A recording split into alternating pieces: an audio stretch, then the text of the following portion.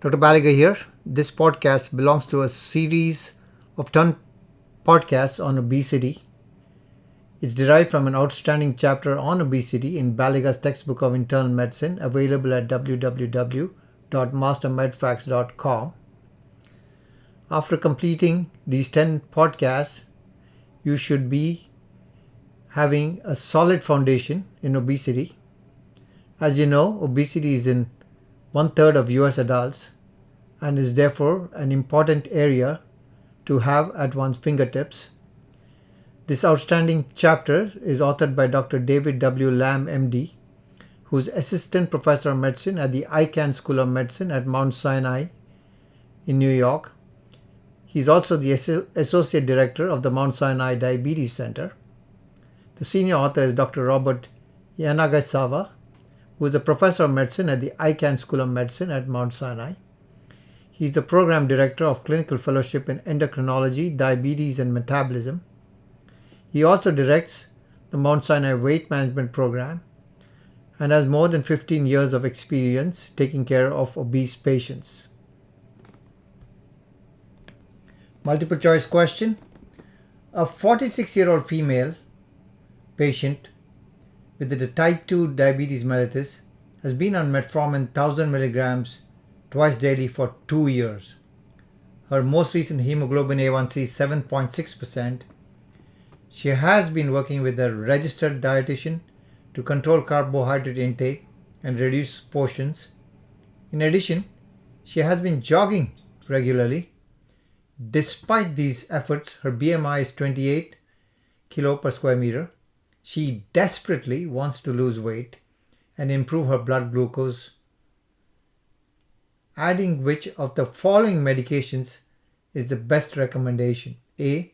Glargine insulin, B. Exenatide, C. Glyburide, and D.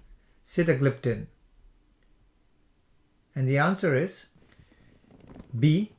Exenatide. While many diabetic agents can potentially be used in this patient, the important factor to consider is her desire to lose weight. While sulfonylureas can potentially lower her hemoglobin A1C by 1% to 2%, they are associated with moderate weight gain, and therefore option C is not correct. Insulin is also associated with moderate weight gain, so option A is not correct. Sitagliptin is a DPP-4 inhibitor which decreases appetite. It is considered to be weight neutral. Diabetic patients who are overweight can be considered to be GLP-1 analog therapy such as liraglutide and exenatide. These medications can facilitate weight loss by satiating appetite, delaying gastric emptying, and also improve postprandial glucose excursions. Exenatide is a glucagon-like peptide 1, that is GLP-1 receptor agonist, approved for type 2 diabetes and is used in the management of obesity. Exenatide and sitagliptin stimulate postprandial insulin release by potentiating the incretin hormone pathways. Despite reliable potency of glucose lowering and expected weight loss of 3 to 4 kilos over several months of treatment adoption with GLP-1 receptor antagonists, the adoption in clinical practice has been relatively slow. And the reasons are many. GI adverse effects are common, and some patients cannot tolerate these drugs. They are also quite expensive. In addition, all GLP-1 receptor antagonists are peptides that require subcutaneous injection, a route that is less preferable compared with oral administration.